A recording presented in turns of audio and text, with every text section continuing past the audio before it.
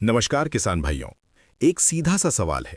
अगर मैं आपसे कहूं कि एक ही खेत में एक ही बीज, एक ही खाद और एक ही पानी के बावजूद गेहूं की फसल या तो आपको जबरदस्त मुनाफा दे सकती है या फिर पूरी मेहनत के बाद भी निराश कर सकती है, तो क्या आप जानना चाहेंगे कि आखिर ये फैसला कहां होता है?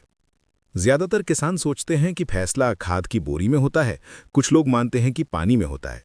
लेकिन सच्चाई ये है कि ये फैसला ना तो बोरी में होता है और न ही पानी में, बल्कि ये फैसला पौधे के अंदर उसके हार्मोन सिस्टम में होता है। आज के इस वीडियो में मैं आपको गेहूं की खेती का वही छुपा हुआ विज्ञान समझाने वाला हूं जो ना तो किसी खाद की बोरी पर लिखा होता है और ना ही कोई दुकानदार आपको साफ साफ बताता है।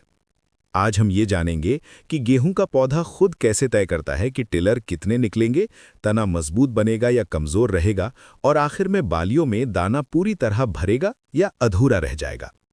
अगर आपने ये सिस्टम एक बार सही से समझ लिया तो अगली बार आप अपने खेत में खड़े होकर सिर्फ पत्तियों को देखकर ही ये समझ पाएंगे कि आपकी फसल सही दिशा में जा रही है या नहीं।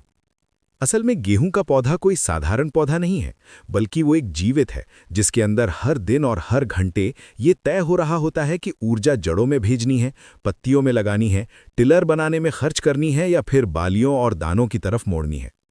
इन फैसलों को ना तो खाद लेती है और ना ही पानी, बल्कि ये काम करता है पौधे के अंदर सक्रिय हार्मोन सिस्टम। यही हार्मोन तय करते हैं कि पौधा कब तेजी से बढ़ेगा, कब अपनी बढ़वार रोकेगा, कब ज्यादा टिलर बनाएगा और कब पूरी ताकत दाना भरने में लगा देगा। यहीं पर किसान से सबसे बड़ी गलती हो जाती है। जैसे ही फसल थोड़ी कमजोर दिखती है, किसान सोच लेता है कि कुछ कमी रह गई है और वो ज्यादा नाइट्रोजन देने लगता है, बार बार सिंचाई कर देता है या गलत समय पर स्प्रे कर देता है। बाहर से फसल हरी भरी तो दिखने लगती है, लेकिन अंदर ही अंदर पौधे का हार्मोन संतुलन बिगड़ने लगता है और यही असंतुलन आगे चलकर कम टिलर, कमजोर तना, फसल का गिरना और हल्की बालियों के रूप में सामने आता है। इसलिए आज के इस वीडियो में हम गेहूं के पूरे जीवन को शुरुआत से लेकर दाना भरने तक पूरी तरह हार्मोन के नजरिए से समझेंगे, ताकि ये साफ हो सके कि पौधा किस अवस्था में कौन सा फैसला ले रहा होता है और किसान कहां अनजाने में उससे उल्टा काम कर बैठता है। और यही समझ आपकी गेहूं की पैदावार को साधारण से असाधारण बना सकती है। जब गेहूं का बीज मिट्टी में डाला जाता है और उसे पहली बार नमी मिलती है, उसी पल से पौधे की कहानी शुरू हो जाती है। किसान को उस समय सिर्फ इतना दिखाई देता है कि बीज जमीन के अंदर है, लेकिन असल में उसी क्षण बीज के अंदर एक पूरी फैक्ट्री जाग चुकी होती है। बीज के भीतर मौजूद एंजाइम सक्रिय होने लगते हैं और वहीं से पहला बड़ा फैसला लिया जाता है। क्या ये बीज मजबूत पौधा बनेगा या कमजोर शुरुआत के साथ आगे बढ़ेगा? इसी शुरुआती अवस्था में गिबरेलिन हार्मोन की भूमिका शुरू होती है। गिबरेलिन का काम सिर्फ अंकुर निकालना नहीं होता, बल्कि ये तय करना होता है कि बीज में जमा भोजन कितनी तेजी और कितनी सही दिशा में अंकुर तक पहुंचेगा। अगर ये प्रक्रिया सही हुई तो पौधा मिट्टी से बाहर निकलते ही मजबूत जड़ और तने की नींव रख देता है। अब यहाँ एक बहुत जरूरी बात समझने वाली है।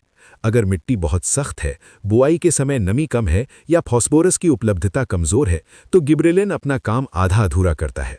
ऐसे पौधे ऊपर से तो निकल आते हैं, लेकिन उनकी जड़ें गहराई में नहीं जाती। किसान अक्सर इस गलती को नहीं पकड़ पाता, क्योंकि ऊपर से पौधा हरा दिखाई देता है, लेकिन यही कमजोर जड़ आगे चलकर पूरे पौधे की सीमा तय कर देती है।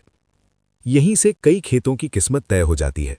जिस खेत में शुरुआत में जड़ मजबूत बन गई, वही खेत आगे चलकर टिलर, बाली और दाने में बाजी मार लेता है। जैसे जैसे गेहूं का पौधा मिट्टी में अपनी पकड़ मजबूत करता है और जड़ें फैलने लगती हैं, उसी के साथ पौधे के अंदर एक नया संकेत पैदा होता है। अब पौधा खुद से सवाल करता है कि क्या अब मुझे शाखाएं बनानी चाहिए? यहीं से साइटोकाइनिन हार्मोन की भूमिका शुरू होती है। यह हार्मोन मुख्य रूप से जड़ों में बनता है और ऊपर की ओर जाकर यह संदेश देता है कि अब टिलर निकालने का समय है। गेहूं की पैदावार में यही सबसे निर्णायक चरण होता है, क्योंकि हर मजबूत टिलर आगे चलकर एक बाली बनने की संभावना रखता है। लेकिन यहां भी किसान से एक बड़ी गलती हो जाती है। जैसे ही पौधा थोड़ा बढ़ता दिखाई देता है, किसान सोच लेता है कि अब यूरिया डाल देना चाहिए। अगर इस समय जरूरत से ज्यादा नाइट्रोजन दे दी जाए तो पौधा भ्रमित हो जाता है। वो सोचता है कि उसे लंबाई बढ़ानी है, ना कि टिलर। नतीजा ये होता है कि खेत दूर से बहुत हरा दिखाई देता है, लेकिन पास जाकर देखने पर टिलर कम और कमजोर मिलते हैं। यही वो स्थिति है जहां किसान खुश होता है, लेकिन पौधा अंदर से कमजोर हो रहा है। यहीं से साइटोकाइनिन हार्मोन की भूमिका शुरू होती है। ये हार्मोन मुख्य रूप से जड़ों में बनता है और ऊपर की ओर जाकर ये संदेश देता है कि अब टिलर निकालने का समय है। गेहूं की पैदावार में यही सबसे निर्णायक चरण होता है, क्योंकि हर मजबूत टिलर आगे चलकर एक बाली बनने की संभावना रखता है। लेकिन यहाँ भी किसान से एक बड़ी गलती हो जाती है। जैसे ही पौधा थोड़ा बढ़ता दिखाई देता है, किसान सोच लेता है कि अब यूरिया डाल देना चाहिए। अगर इस समय जरूरत से ज्यादा नाइट्रोजन दे दी जाए तो पौधा भ्रमित हो जाता है। वो सोचता है कि उसे लंबाई बढ़ानी है, ना कि टिलर। नतीजा ये होता है कि खेत दूर से बहुत हरा दिखाई देता है, लेकिन पास जाकर देखने पर टिलर कम और कमजोर मिलते हैं। यही वो स्थिति है जहां किसान खुश होता है, लेकिन पौधा अंदर से कमजोर हो रहा होता है। अगर जड़ें स्वस्थ हों, मिट्टी में नाइट्रोजन संतुलन में हो और जिंक सल्फर जैसे तत्व पर्याप्त हों, तो साइटोकाइनिन सही ढंग से काम करता है और पौधा उतने ही टिलर बनाता है जितने वो संभाल सकता है। यही संतुलन आगे चलकर पैदावार तय करता है। टिलर बनने के बाद गेहूं का पौधा एक ऐसे मोड़ पर पहुंचता है जहां से गलती की गुंजाइश सबसे ज्यादा होती है। अब पौधा तय करता है कि आगे कौन से टिलर को बाली बनाना है और कौन से को छोड़ देना है। इसी समय ऑक्सिन हार्मोन का असर बढ़ने लगता है। ऑक्सिन का काम है पौधे के अंदर ऊर्जा की दिशा तय करना। कौन सा हिस्सा बढ़ेगा, कौन सा रुकेगा और फूल सुरक्षित रहेंगे या नहीं, ये सब ऑक्सिन तय करता है। ये वही चरण है जहां कई खेतों में फूल गिरने की समस्या आती है। किसान सोचता है कि मौसम खराब था या किस्म कमजोर थी, लेकिन असल कारण अक्सर कैल्शियम और बोरॉन का असंतुलन होता है। ऑक्सिन तभी सही काम करता है जब इन तत्वों की उपलब्धता संतुलित हो। जिन खेतों में ये संतुलन बना रहता है, वहां बालियां लंबी, घनी और एक समान विकसित होती हैं। वहीं जिन खेतों में इस समय लापरवाही होती है, वहां बाली आधी अधूरी रह जाती है, चाहे फसल ऊपर से कितनी भी अच्छी क्यों ना दिखे। जब बाली पूरी तरह बन जाती है, तब किसान को लगता है कि अब काम खत्म हो गया।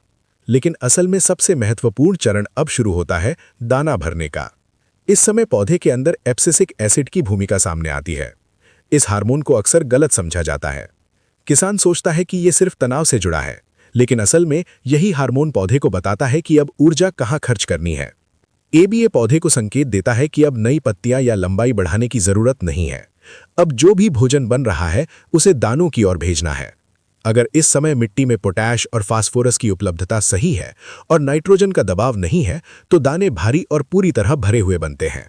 लेकिन अगर किसान इस समय भी हरा बनाए रखने के चक्कर में नाइट्रोजन देता रहता है, तो पौधा फिर भ्रमित हो जाता है। ऊर्जा पत्तियों में ही खर्च होती रहती है और दाने हल्के रह जाते हैं। फसल के अंतिम चरण में एथिलीन हार्मोन की भूमिका बढ़ जाती है। यही हार्मोन तय करता है कि अब पौधे को परिपक्व होना है और दानों को सख्त बनाना है। संतुलित एथिलीन क्रिया से दाने मजबूत, चमकदार और भंडारण योग्य बनते हैं।